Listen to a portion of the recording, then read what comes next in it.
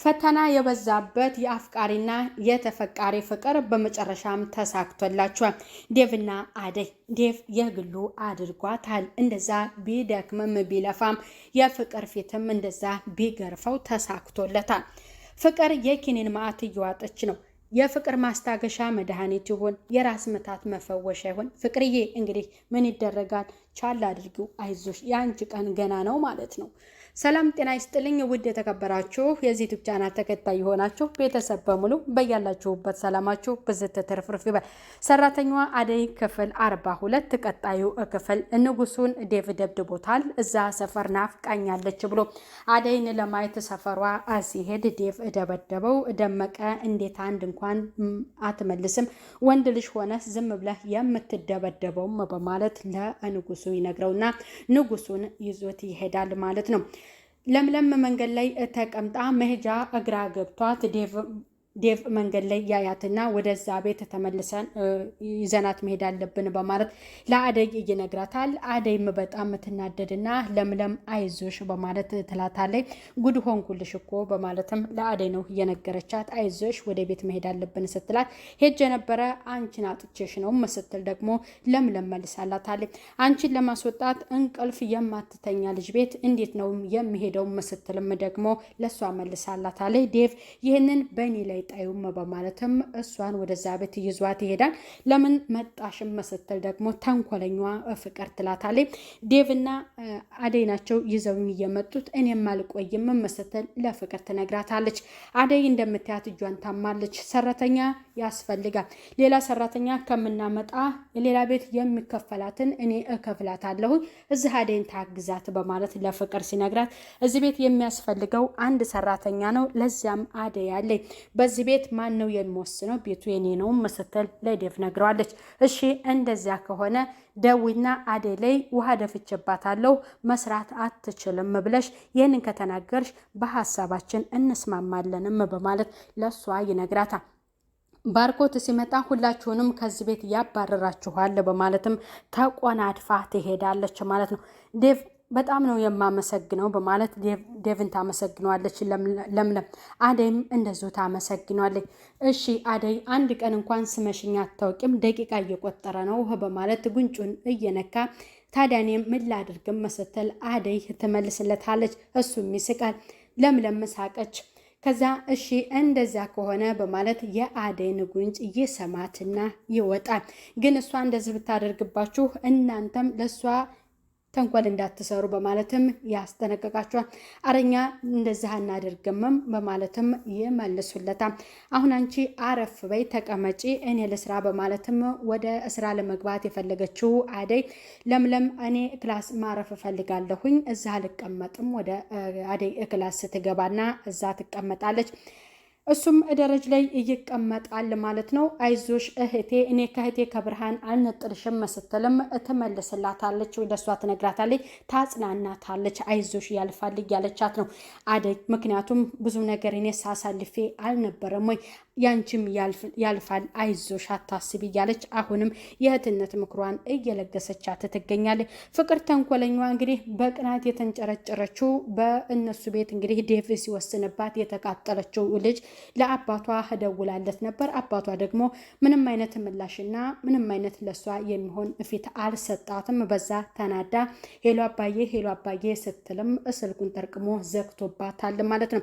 ሁለቱ ቁጭ ብለው እሷ እያበረታታቻትና አይዞሽ እያለቻት አደይ እናንተ ተቀምጣችኋል እንዴ ተነሱ ስራውን ስሩትም እያለች አንደኛሽ ምግብ ስሪ አንደኛሽም አስጂ እያለች የስራ ክፍፍል አድርጋ ስትናገር ለምለም ትነሳና አደይ ታማለች፣ አንቺ አትሰሪም እኔ ነኝ የምሰራው ምግቡን ሰርቼ ከዛ አጸዳለሁ በማለትም ስትናገር አንቺ ነሽ ወይ እንደዚህ የምትይው በማለት ደግሞ ወደ ለምለም ስትዞርባት እኔ ካንቺ ጋር ምንም የምነጋገረው ነገር የለም ከዴቭ ጋር ነው የምንነጋገረው ብላ ከዛ ትወጣለች። አደይም ወደ ጽዳቷ ትገባለች፣ ለምለምም ወደ ምግብ ስሯ ትገባለች።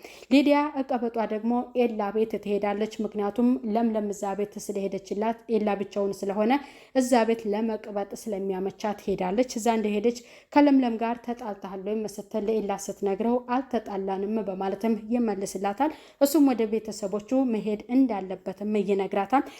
እንግዲህ ተንከባከቢልኝ፣ እሷ የምትቆየው ወይንም የምትሆነው እዛ እናንተ ጋር ነው፣ እኔ ወደ ቤተሰቦች ጋር ልሄድ ነው፣ አደራ ለምለምን ተንከባከቢ በማለትም ለሊዲያ ቀበጧ ሲነግራት እኔ እንደዛ የማደርግ እንኳን አይመስለኝም በማለት ለሱ ትነግረዋለች። እንዲሁም ተነሳና እንጨፍር እያለችው እሱን ስትነግረው እስካሁን ፈታ ስላደረግሽኝ አመሰግናለሁኝ፣ አሁን ከዚህ ቤት ውጭልኝ በማለትም እሷን ከዛ ቤት እንድትወጣ ያደርጋል። ዴቭ ደረጃ ላይ ተቀምጦ ነበርና እሷ ከዛ ቤት እየተንጦለጦለች ስትመጣ ከየት ነው የመጣሽው? የት ነበርሽ? በማለት ሲጠይቃት ኤላዬ ጋር ነበርኩኝ ብላ ለሱ ትመልስለታለች። አንቺ ልጅ እዛ ቤት ምን ትሰራለሽ? ደግሞ ለምንድነው ወንዶችን የምታሳድጁም? ሲል እህቱን ይመክራታል። እሱ ሊሄድ ነው ፍቅር ምናምን እያለሽ እንዳትጎጂ፣ የሚወደውም የሚያፈቅራትም ለምለምን ነው በማለትም ይነግራታል። እሱ አሁን መታ ነው እንጂ ድሮም የሚያፈቅረኝ እኔን ነው በማለትም ትነግረዋለች። እኔ በኋላ አንድ ነገር ብትሆኒ አያገባኝም በማለት የወንድምነቱን ምክር ለእህቱ እየነግራታል። እሷ ትቆናደፍና ወደ ቤት ስትገባ አንቺ ለምንድነው ወንድሜን ያስቀየምሽው በማለትም ለአደይ ትነግራታለች። እኔ ምን ብዬ ነው ወንድምሽን ያስቀየምኩትም ስትል ደግሞ ተመልስላታለች ማለት ነው። አሁን ምን እየሰራሽ ነው? ስራ ከሌለሽ ልብሶችን ከክላስ አውጥተሽ እጠቢልኝም በማለት ለአደይ ትነግራታለች ማለት ነው።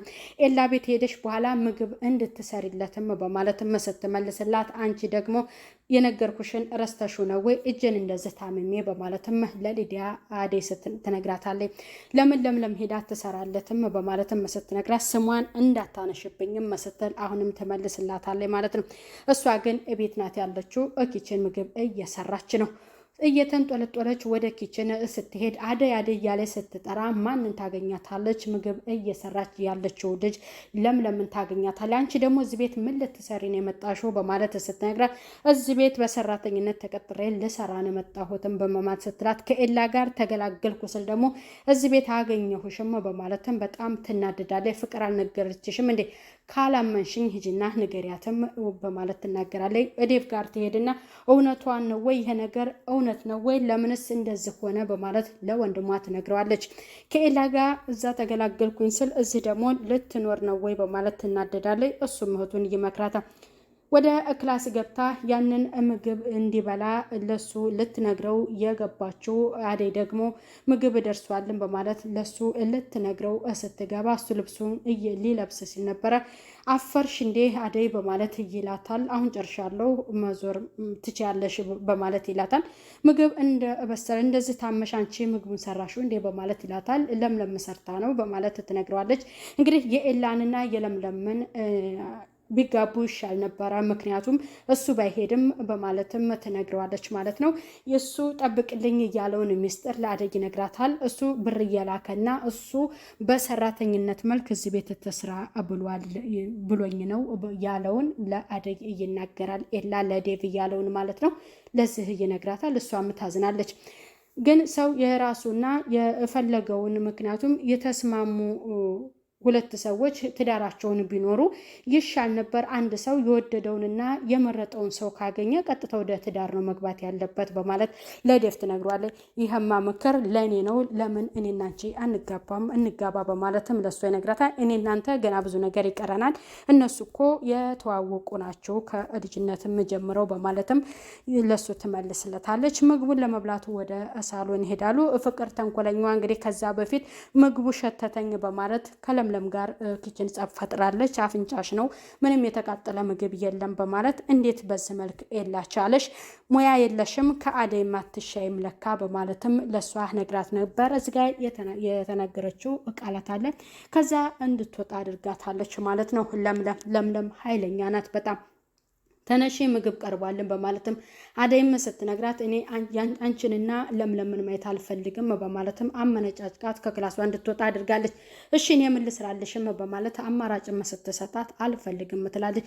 ወደ ሳሎን ትሄድና ዴቭ ምግብ አልበላም ማለች ለምለም በማለትም እንዲሁም እስኪ አንተ ንገራት በማለት ትናገራለች። ለምለም ደግሞ እሷ በአንቺ ላይ ክፋት ታሴራለች፣ አንቺ ደግሞ ለእሷ ትጨነቂያለሽ ስትል ትነግራታለች። እኔ እኮ የእናቷ አደራ ስላለብኝ ነው በማለትም ለለምለም ትነግራታለች። ዴቭም ወደዛ ክላስ ሲገባ ደግሞ እሷን ሊያጽናናትና ከእሷ ጋር ሊያወራ መስሏት ለምንድነው ምግብ የማትበዩ የማትመጪው ሲላት እኔ እነሱ የሰሩትን ምግብ መብላት አልፈልግም፣ ቢመርዙኝስ ይሄን ከፈለግህ ውጪ ወተን እንብላ በማለትም ትነግረዋለች። የራሷ ጉዳይ